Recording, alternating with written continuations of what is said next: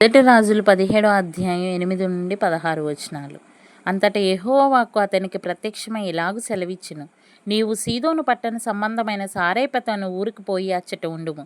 నిన్ను పోషించుటకు అచ్చటనున్న ఒక విధవరాలికి నేను సెలవిచ్చితిని.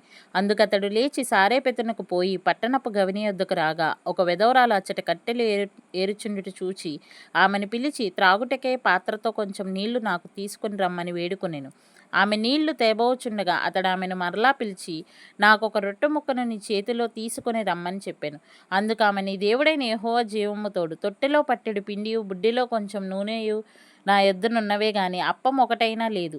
మేము చావక ముందు నేను ఇంటికి పోయి వాటిని నాకును నా బిడ్డకును సిద్ధము చేసుకొనవలెనని కొన్ని పుల్లలు ఏరుటకై వచ్చితినెను. అప్పుడు ఏలీయా ఆమెతో ఇట్లనెను, భయపడవద్దు, పోయి నీవు చెప్పినట్లు చేయుము. అయితే అందులో నాకు ఒక చిన్న అప్పం మొదట చేసి నా యొద్దకు తీసుకొని రమ్ము. తర్వాత నీకును నీ బిడ్డకును అప్పం భూమి మీద యెహోవా వర్షం కురిపించు వరకు ఆ తొట్టిలో ఉన్న పిండి తక్కువ కాదు, బుడ్డిలో నూనె అయిపోదని ఇశ్రాయేలు దేవుడైన యెహోవా సెలవిచ్చి ఉన్నాడు అనెను.